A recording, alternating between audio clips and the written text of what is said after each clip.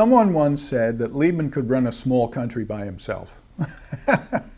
And I mean, I don't know if it would ever come to pass that he'd be put to that task, but I would love to see him work on it. So you take someone like that, who's being propelled by the continuing spirit of John Coltrane, which is really where he got his start, when he was a teenager and checking in on a live show at Birdland and being totally enamored by the sound of Coltrane's soprano saxophone on the tune My Favorite Things. And you have one of the strongest voices out there for jazz, in both the sense of what he's playing and what he's saying. Dave Liebman, saxophonist by trade.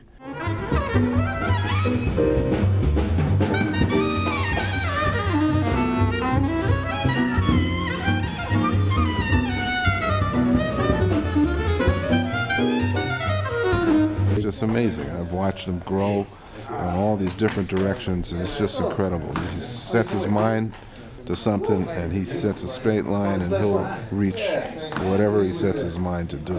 Amazing individual. He is one of the most energetic people I've ever encountered. He's just constantly on it. When we do that, I'm not going to give you the bar numbers because mine are off, I guess. But you want to go ba, ba, ba, 1, 2, boom. That's heavy.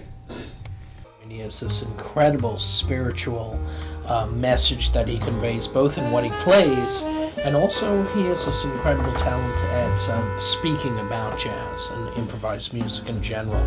Why it's important, what's special about it. I think that the qualities that come out of jazz, the main one, of course, as we recognize, is this thing of independence and group interaction. I mean, it's the perfect example of democracy at work. I mean, without being corny, truth is, it really is the model of the individual getting his day in the sun, or his moment in the sun, and doing what he wants to do, and people following him, the accompanist, and then being part of the group and receding into the background in order to help somebody else.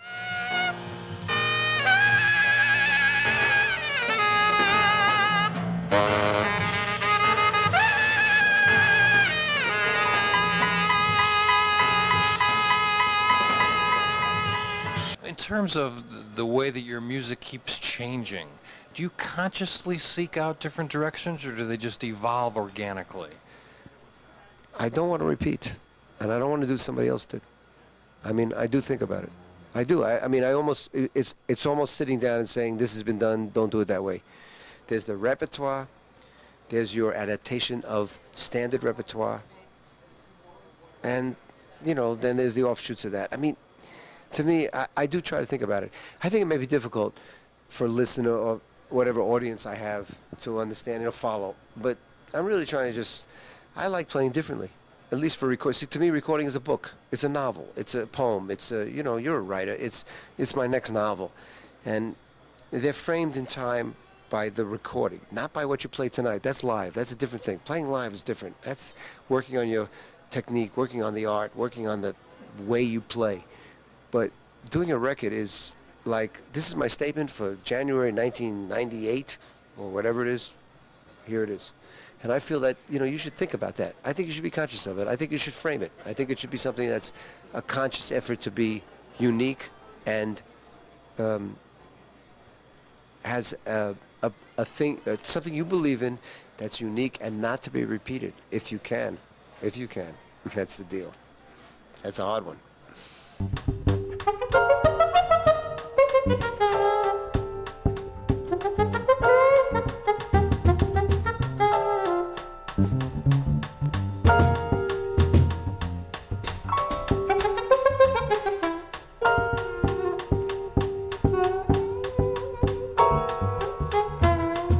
He's 1,000% serious about what he does. Amazing tradition, America for sure.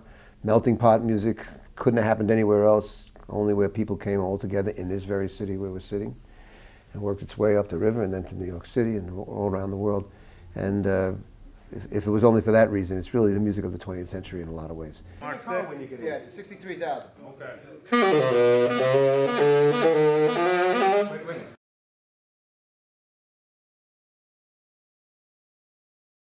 For young people, regardless of whether they will be professionals or actually find themselves on the stage in a performance situation, for them to be able to understand the qualities of this music. And the other thing is that, you know, as we well know, people who like jazz, it's with you for life. It's a lifelong pursuit, a lifelong hobby or interest. There's so much richness, so much depth in it that it can, you know, it's not some passing fad. Once people are hooked on jazz, they're in it for the rest of their life. So it's just a positive thing to do for kids. And I always use one example by my neighbor, Phil Woods, who famously said to me, with all the negative things you might say about jazz education, whatever you might feel, whatever, the main thing is it's good for a kid to have a horn in his hands rather than a gun. That's a little dramatic, but in this world, there's something to be said for having music, and this kind of music being put forth for young people. But it's amazing how much jazz education is going on in the world. And I believe as Asia, as things develop more in Asia and Africa eventually, we're going to even have more jazz education. That's why I started this association. I believe we're going to have, you know, somebody from every country. I mean, it's the United Nations. And it's unbelievable the amount of talent that's going on. Where they're going to play, we don't know. But it's amazing to see this and for them to get a little bit of the feeling of what jazz is about. That's, to me, the most important thing. It's wonderful to see what he's been able to accomplish in his life and still keeping, he has humility, he's sensitive to your feelings and thoughts, he's aware of what goes on around him, he's not an egomaniac.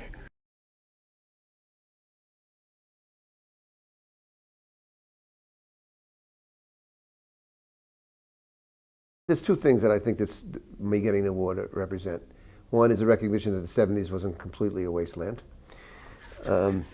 And that, you know, there was some music. I mean, for one reason or another, I guess because of my association with Miles Davis, I am looked upon as coming out of the fusion era. Although I work with Elvin and have jazz credentials, etc. And I have no problem with that. I'm proud of it. It's fine with me.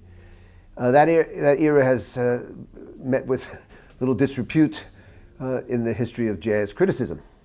And maybe this is a turnaround, because certainly there was some great music being put forth then, very exciting music. And the other thing is, I think that it recognizes, I mean, David Brecker got the award earlier too, and he certainly got it because of education, but I think it recognizes the era of the performer as educator, which is, I won't say it's new, but it's relatively new. It's really only 20 or 30 years old. Before that, there were professional teachers. We did not teach. Guys like us didn't teach. We know this whole thing. You ask the older guys a question, they would just wouldn't, couldn't. I don't know why. Very few, although somebody like Dizzy Gillespie was very generous from what I understand. But in the most part, it was hard to get lessons from somebody. And now you get from A to Z in 4 years at a degree and then a master's degree. It's incredible. On that level, it's incredible how organized it is. And I think it's a recognition because I'm known as a performer who can teach, and with the books and all that stuff. So I think that between that and this recognition of the 70s, maybe this award has a little significance and opens a little bit of the gates for guys in my generation, who so many. And I was just with Rufus Reed. There's a guy who was Jack DeJohnette, Pat Metheny. I mean, maybe this is the gates will have been opened. You don't play India like you would play Night in Tunisia. And that's experience. That means you heard Bird do it, and you heard Coltrane do India, and you realize that, and you're able to duplicate that on your instrument.